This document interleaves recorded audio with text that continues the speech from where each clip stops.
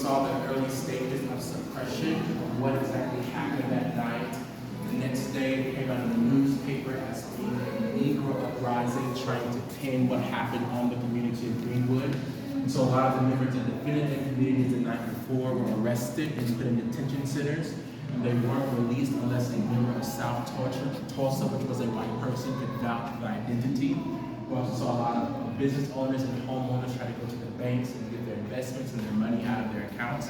But because it didn't have the identification that they needed, because it was burnt up in their homes and businesses, the business refused to give them their assets. We also see the city of Tulsa put a fire ordinance on the community to stop them from rebuilding, but there was a local attorney in the Greenwood community that fought it in court and was able to get it overturned. And then we also see that as they start to build, corporations that had the materials that they needed refused to sell them the bricks for their homes, and so they had to go outside of the city just to find the materials.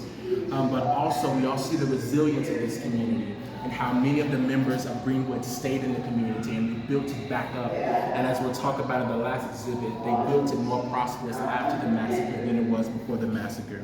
And so one of the things that I do want to point out to you is this letter that I'll let you read, and it kind of embodies that resilience and that spirit of Greenwood that is so remarkable that we honor them for today.